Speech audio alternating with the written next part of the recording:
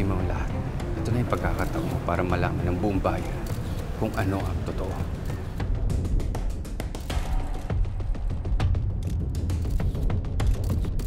Napakainit ng issue na ito na pinag-uusapan ng buong bayan. Ano ba yung katotohanan?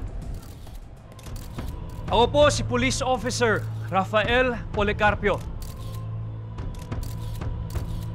Anak po ako ni General Policarpio.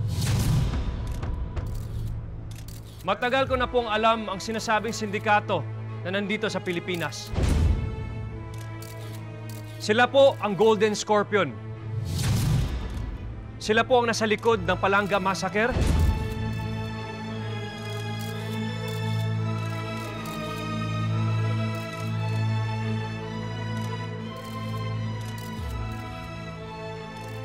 At sila din po ang tumira sa pamilya Uy. Sila po ang nasa likod ng operasyon ng droga at sa patayan dito sa bansa. Kilala ko rin po kung sino ang protektor nila.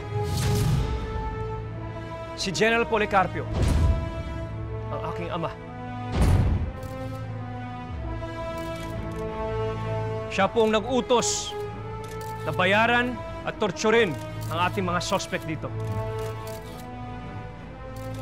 Para protektahan ang sindikatong Golden Scorpion.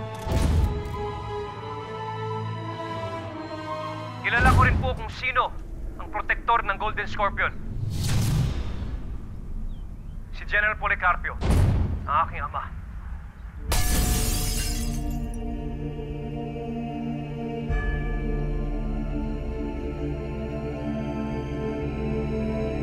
Siya po ang nag-utos na bayaran at torturin ang ating mga suspect dito.